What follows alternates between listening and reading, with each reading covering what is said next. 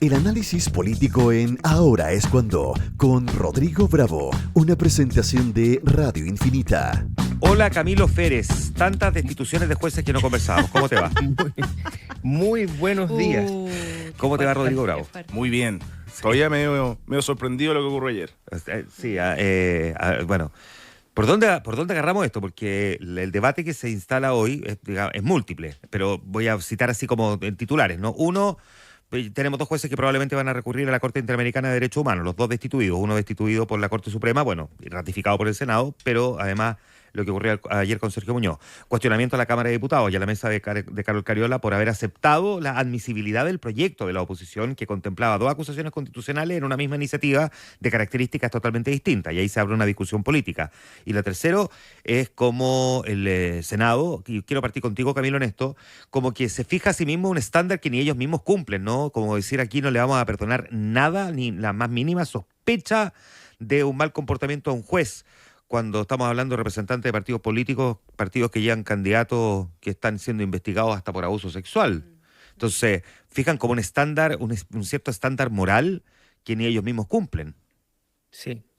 Aquí tengo la impresión, para ser fiel al término que usamos seguido en el mono en Infinita en la tarde, de esto de decirnos la verdad y después mentirnos. Tengo la impresión de que, sobre todo lo que toca al juez Muñoz, porque lo que pasó con Ángela Vivanco era bola cantada, digamos. Claro. Sí, claro. ¿Ya? Y al respecto hay poco que agregar.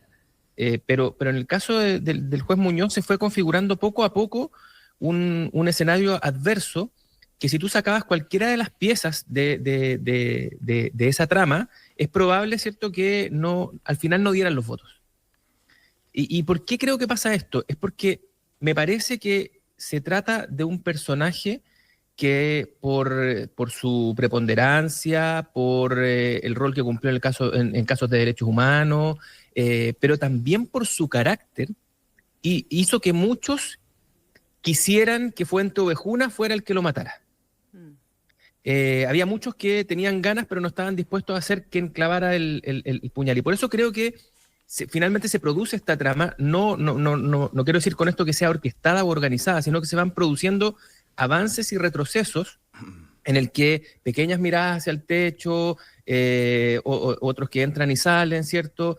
Pasa esto de la Cámara de Diputados, que manda finalmente el diálogo con los dos juntos, y que aunque el Senado después los separa, de lo que se queja el Senado finalmente es que si lo hubieran separado, probablemente no nos habría llegado. Claro, exactamente. Sí, se habrían votado de manera separada y diferente en la Cámara de Diputados, y por lo tanto el caso del juez Muñoz es probable que no llegara al Senado. Sin embargo, llegó. Sin embargo, se ausentó y pidió permiso constitucional una senadora de derecha que subía el quórum, pero de la cual no se tenía claridad respecto de su votación. Y ahí entonces, cuando ya parece que es viable, ya se suben al barco otros que estaban en duda. Porque yo creo que muchos también pensaban que dar su voto y que finalmente el juez siguiera en su cargo también era un problema. Entonces, por eso te digo que pasó todo este entramado tan complejo, y finalmente entonces el juez fue destituido, y hay que hacerse esa pregunta. Ayer se dijo mucho que no se lo estaba juzgando por sus fallos, sino por las actitudes concretas que estaban dentro del libelo. El juez Muñoz, sin embargo, incluso se recetó a sí mismo una entrevista en la que estableció claramente que a él se lo estaba juzgando por sus fallos y por la incomodidad que generaba en los poderosos. ¿Ya? Él de hecho politizó, antes incluso de la votación, la propia votación, y la estableció en esos términos. ¿Y sabéis qué? Yo creo que A y B son correctas. Es decir, la disconformidad con el juez en distintos niveles sí tiene que ver con su comportamiento, en otros casos tiene que ver con sus fallos, tiene que ver con lo que Carlos Peña también narró en su columna del domingo pasado, ¿cierto? Esta forma de vulgarización del derecho y de falta de caución de quienes tienen que cautelarlo en los tribunales superiores, que solamente le faltó poner ministro Muñoz, digamos, porque está la columna absolutamente dirigida.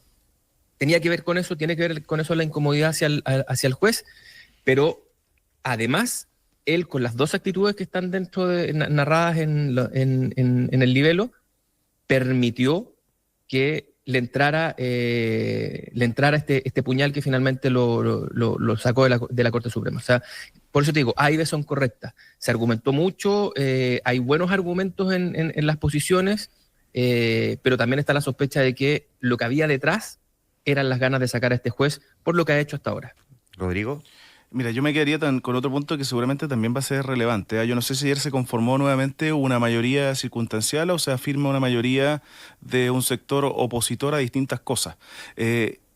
Paradójicamente y anecdóticamente, nuevamente ayer comentábamos lo clave que podían ser algunos votos, se repite la historia de Harald Beyer, un Bianchi y un Walker como protagonistas de la votación. Karim Bianchi despejó temprano lo que iba a pasar, fue la tercera intervención, creo, si no me equivoco, la cuarta, y fue el primero en decir que él estaba por destituir a Muñoz. Él dijo: he llegado a la convicción de que el acusado sabía o debió haber sabido del interés patrimonial de su hija. En relación, estamos hablando de la causa Fundamenta. Y esa fue la razón para él para dar a favor su voto. Matías Walker, que era uno de los que estaba en duda, muchos decían él siempre ha legislado de acuerdo a las leyes, a la Constitución, también consideró que constitucionalmente había una falta de Sergio Muñoz. La derecha se organizó y se ordenó, y eso no pasaba hace un rato. Se ordenó no en una causa contra el gobierno, sino que de alguna manera ellos, y con la lectura que uno puede conversar con algunos, también creen que le propinan un golpe a la moneda. Sí, porque asimilan al juez Muñoz con un juez de izquierda defendido por el gobierno. Y es muy difícil es muy difícil comprarse el argumento de que acá no hubo una destitución por cómo fallaba el juez Muñoz. Una destitución política. Exacto. Ahora, a mí lo que me inquieta es el tema de la mayoría, que bien por los alineamientos cuando corresponden y si contribuyen, genial. Pero claro, aquí tenemos un sistema, o sea, de la manera en que esto se resuelve, Camilo, Rodrigo, con un estándar de prueba donde basta que la cuestión sea verosímil y nada más, como hace ver hoy día el editorial del Mercurio, que está bien interesante. O sea, basta con la verosimilitud de una imputación para que la acusación siga su curso, digamos, no hay que probar nada, ¿ah? Basta con que sea verosímil. Pero en este juego de mayorías circunstanciales para destituir a jueces corremos un riesgo permanente. Es súper delicado. O sea, es tan delicado, y especialmente después de toda la defensa corporativa que se hizo de mantener el Senado tras el primer texto constitucional, y el argumento para mantener el Senado no era solo el equilibrio dentro del Congreso, sino que también porque actuaba como un resorte realmente muy relevante en los equilibrios entre los poderes del Estado. Entonces, si ese va a ser el nuevo estándar, la pregunta es primero si no deberíamos exigir que ese estándar lo cumplan primero los parlamentarios. Mi impresión en todo caso es que ese es el estándar. O sea, y es el estándar en todo orden de cosas. Y lo vamos a ver hoy día con los jueces que fueron destituidos, en particular con el juez Muñoz.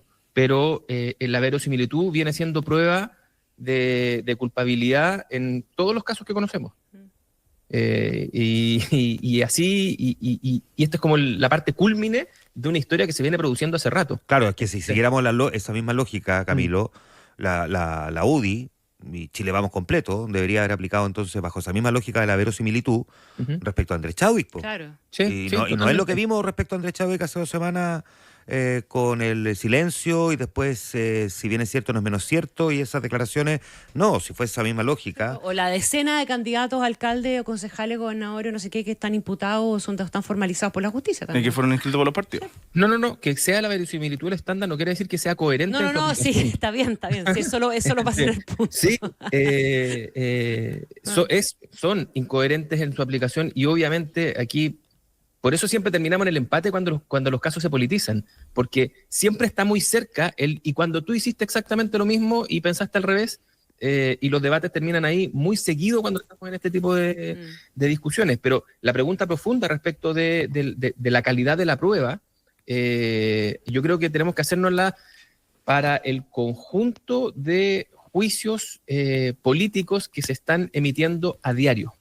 Y en este caso también es súper relevante. De hecho, yo creo, y contrario incluso a cómo fue la votación, creo que para el caso del juez Muñoz era más fuerte, aunque el tema era menos relevante, era mucho más fuerte el segundo capítulo de la acusación, donde le decían, mire, usted tiene un deber bien concreto, bien simple, bien trivial, ¿cierto? y no lo cumplió sabiendo, y ese no había forma de decir lo contrario. Su hija se fue, pidió un permiso para trabajar desde la casa del juez Muñoz, y sin embargo lo ejerció desde fuera del país, y eso él no tenía cómo no saberlo. Y ahí él tenía un deber de intervenir y no intervino. Ese, que incluso fue el que sacó menos votos, el que estuvo menos presente en las argumentaciones, creo que era el más fuerte de los dos capítulos con los que se le juzgó la pregunta es si eso es un notable abandono de deberes, claro, y el argumento y el argumento además de la defensa es que él no estaba obligado a hacerlo porque había habido una denuncia y su hija había sido absuelta. Así es, solo, y además si se presentaba solo probablemente no tenía la fuerza, en cambio cuando se presentaba junto con lo otro parece más reiterativo. Claro, no es lo mismo una infracción a los deberes que un notable abandono de los deberes. Y esa es la diferencia. Oye, bueno, vamos a conversar de esto a las 8 de la noche en Monos en Infinita, así que ahí nos volvemos a juntar, Camilo. Súper. Un abrazo. Muy bien. Chau. Si disfrutaste este podcast, puedes escuchar el análisis político de Rodrigo Bravo en vivo de lunes a viernes a las 8:45 de la mañana por Radio Infinita 100.1 e infinita.cl.